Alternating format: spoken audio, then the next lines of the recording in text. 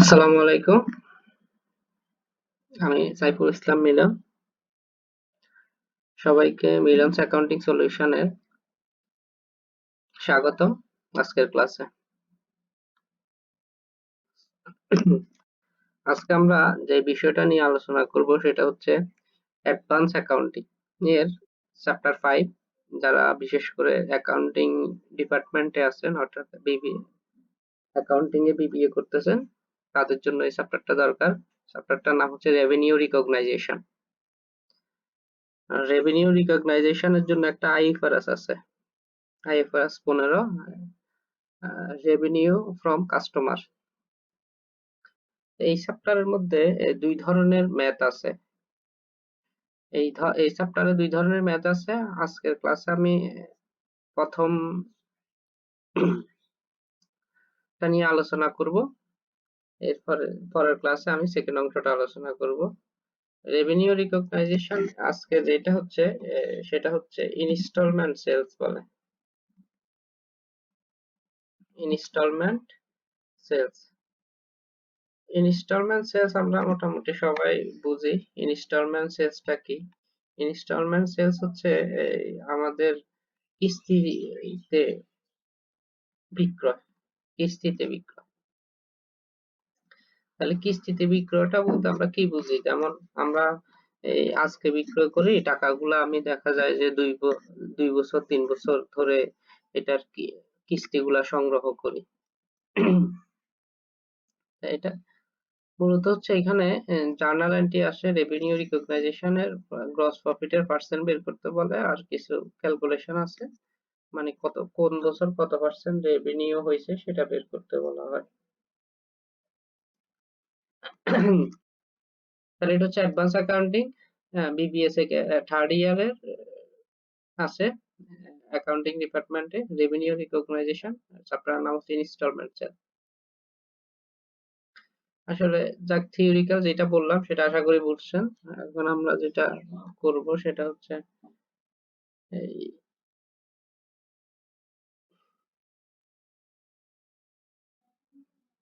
আমরা একটা এই অঙ্কে চলে যাই, কারণ হচ্ছে এখানে আসলে থিওরিক্যাল তেমন বলার মতো কিছু নাই। প্রবলেম 1টা বলা হচ্ছে, জাহানাম limited began a business on January 1st, 2015, appropriately used the installment sales method of accounting. The following data were obtained from for the year 2015 and 2016. কিছু ইনফরমেশন অর্থাৎ এরা কিস্তি পদ্ধতিতে বিক্রয় করে, আর এই কিস্তি পদ্ধতিতে বিক্রয়ের 2 বছরের কি কি লেনদেন হয়েছে সেটার একটা ডেমো দিয়ে দিছে। আচ্ছা, তাহলে ফার্স্টে দেখেন এখানে কি দেওয়া আছে। প্রথমে ইনস্টলমেন্ট সেল, ইনস্টলমেন্ট সেল কোন বছর কত টাকা সেটা দেওয়া আছে। ইনস্টলমেন্ট সেল প্রথম বছর দেওয়া আছে 7,50,000 টাকা, আর পরের বছর দেওয়া আছে 8,40,000 টাকা। অর্থাৎ 2016-তে 8,40,000, 2015-তে 7,50,000। কস্ট অফ ইনস্টলমেন্ট সেল আমরা মোটামুটি কস্ট অফ গুডস সোল্ড এর সাথে সবাই পরিচিত। অর্থাৎ যে পণ্যটা আমি সেল করছি সেটার কস্ট কত, মানে কত টাকার পণ্যটা আমি কত টাকায় সেল করছি সেটাই হচ্ছে আমার কস্ট আর কি। তাহলে সেলসটা দেওয়া আছে, সেলস থেকে কস্ট অফ ইনস্টলমেন্ট সেলস বাদ দিলে আমরা গ্রস প্রফিটটা পাবো, অর্থাৎ কত percent gross profit. Cost of instalment sales. তারপরে একটা এন্ট্রি দিছি, এটা আসলে অঙ্কের মধ্যে আমার কোনো কাজ নাই, জাস্ট একটা দেওয়া আর কি। General and administrative expense, general এবং অ্যাডমিনিস্ট্রেটিভ এক্সপেন্স দেওয়া আছে। আমাকে যেটা বের করতে হবে সেটা হচ্ছে এই জাবেদা বের করতে হবে। তারপরে দেখেন কালেকশন 2015 সেলস, অর্থাৎ 2015 সালে যে সেলসটা আমি হয়েছিল ওই সেলস এর 2015 সালে গিয়ে আমি 3,10,000 টাকা পাইছি, এবং 2016 সালে গিয়ে 3 লক্ষ টাকা পাইছি। তাহলে এই টাকাটা হচ্ছে 15 সালে যে 7,50,000 টাকা সেল করছি সেটার কিস্তিতে টাকাগুলা পাইছি। এখন আরো কিছু টাকা বাকি আছে, হয়তো এটা 2017 পাওয়া যাবে। এরপরে দেখেন ক্যাশ কালেকশন অন 2016 সেল, 2016 এ আমি যে সেলসটা করছি, 2016 এ আমি যে সেলসটা করছি, 2016 এ আমি যে সেলস করছি ওই সেলের টাকাটা এখানে দেওয়া আছে। ক্যাশ কালেকশন অন 2016 সেল 4 লক্ষ টাকা। অর্থাৎ এখন আমার ক্যালকুলেশনে কি করতে বলছে দেখেন, রিকোয়ার্ড কি চাইছে, প্রথমে চাইছে compute the amount of realize gross profit recognize in each year. আচ্ছা, এইখানে একটা জিনিস, রিকগনাইজ বা রিয়ালাইজটা বলতে আমরা কি বুঝি?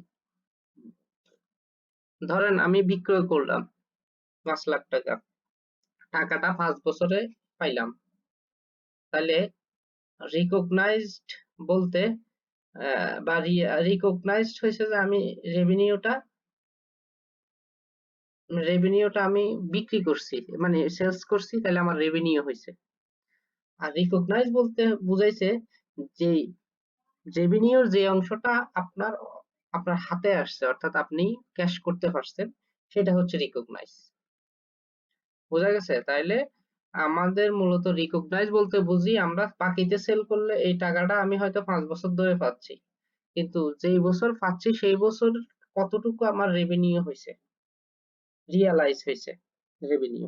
তাহলে রেভিনিউ রিয়ালাইজ কিন্তু আমার সেল করলে রিয়ালাইজ হয় না, সেল করলে জাস্ট সেল হচ্ছে, কিন্তু রিয়ালাইজ হবে যখন আপনার কাছে হাতে টাকাটা আসবে, তখন রিয়ালাইজ হবে। Prepare all journal entries for 2015 and 2016, 2015 এবং 16 এর জার্নাল এন্ট্রি দিতে বলছে। আচ্ছা, এই অঙ্কটা করার আগে আমাকে সব সময় একটা ওয়ার্কিং অলওয়েজ করে নিতে হবে, সেটা হচ্ছে এই রেভিনিউটা আগে পার্সেন্ট বের করে নিতে হবে, আমাকে রেভিনিউর পার্সেন্টটা আগে বের করে নিতে হবে। ওয়ার্কিং, তাহলে আমি দেখেন আমি যেভাবে করছি সেভাবে করতে পারেন, নিচে নিচে চাইলেও কেউ করতে পারেন। গ্রস প্রফিট রেশিও, তাহলে গ্রস প্রফিট রেশিওতে হচ্ছে আমার উপরে হচ্ছে গ্রস প্রফিট, উপরে হচ্ছে গ্রস প্রফিট, নিচে হচ্ছে সেলস, উপরে হচ্ছে গ্রস প্রফিট, নিচে হচ্ছে সেলস। তাহলে উপরে গ্রস প্রফিট, নিচে সেলস, তারপরে হচ্ছে এই ইনটু 100, তাহলে উপরে গ্রস প্রফিট, নিচে সেলস, ইনটু 100। তাহলে এখন আমি গ্রস প্রফিটটা কোথায় পাবো? গ্রস প্রফিটটা তো এখানে দেওয়া নাই, তাহলে আমি অঙ্কের প্রথমেই আপনাদেরকে বলছিলাম যে গ্রস প্রফিটটা বের করতে হবে কিভাবে। আমার এই কস্ট ইনস্টলমেন্ট সেলস থেকে কস্ট অফ সেলস বাদ দিলে, ইনস্টলমেন্ট সেলস থেকে কস্ট অফ সেলস বাদ দিলে আমার গ্রস প্রফিটটা পাবো। তাহলে আমি যদি একটু দেখি, 7,50,000 হচ্ছে আমার প্রথম বছর সেলস, আর কস্ট হচ্ছে যে 5 লক্ষ, মানে 5,25,000। তাহলে 7,15,000 থেকে যদি আমি 5,25,000 বাদ দিই, তাহলে আমার যেটা দাঁড়াচ্ছে সেটা হচ্ছে 2,25,000 কে আমি সেলস দিয়ে ডিভাইড করছি। সেলস হচ্ছে যে 7,15,000 ইন্টু 100, তাহলে আমার এই 15 সালে আমার যে সেল হয়েছে ওই সেলের উপর প্রফিট ছিল 30%। 15 সালে আমার যে সেলস হয়েছে সেই সেলের উপর আমার প্রফিট হচ্ছে 30%। 15 সালে সেলের উপর প্রফিট 30%। এরপরে হচ্ছে এই সেকেন্ড বছরটা একটু দেখেন।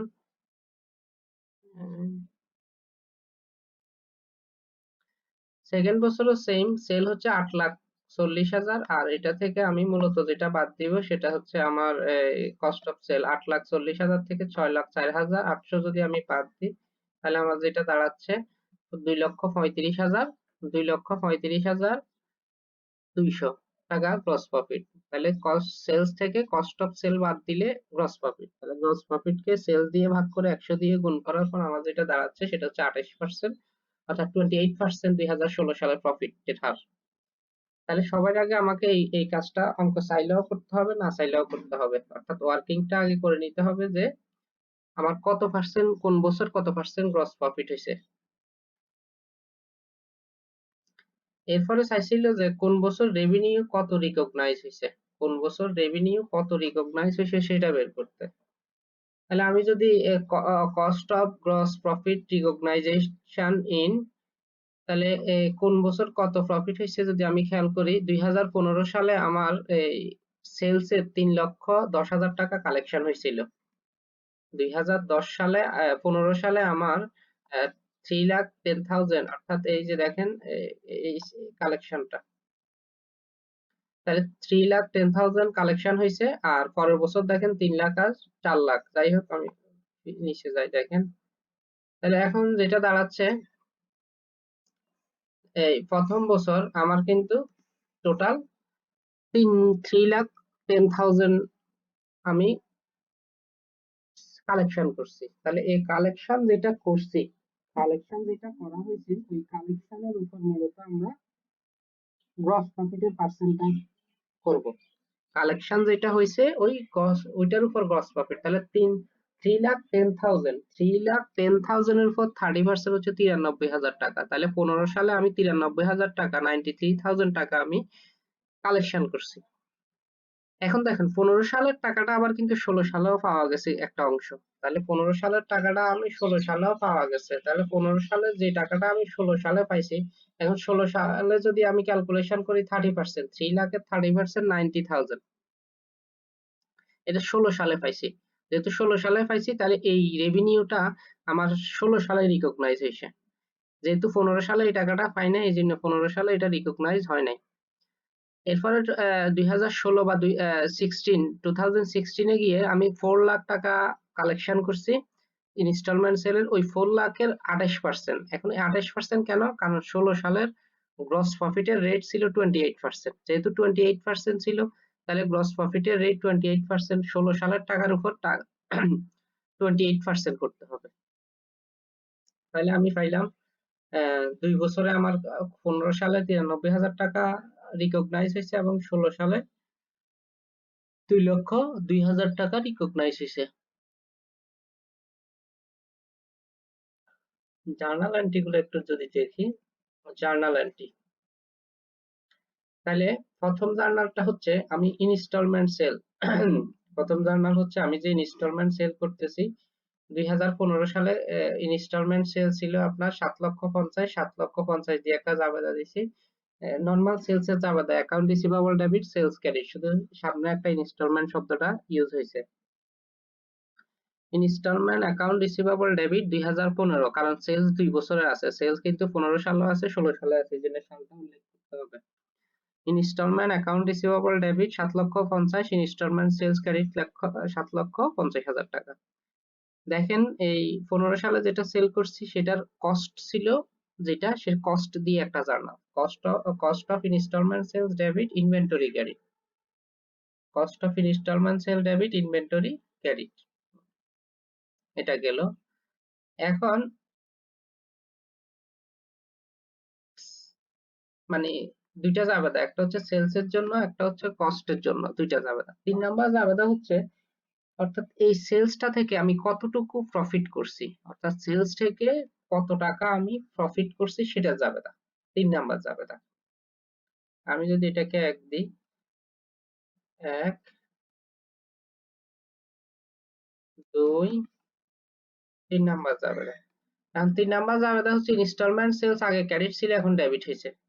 কস্ট অফ গুডস সোল্ড আগে ছিল ক্রেডিট, এখন ডেবিট, ডেবিট ছিল এখন ক্রেডিট হয়েছে। তাহলে দেখেন ডেবিট ক্রেডিটের পার্থক্যটা হচ্ছে deferred gross profit on installment sale, deferred gross profit on installment sale 7,50,000 থেকে 7,25,000 টাকা বাদ দিলে গ্রস প্রফিটের অ্যামাউন্টটা।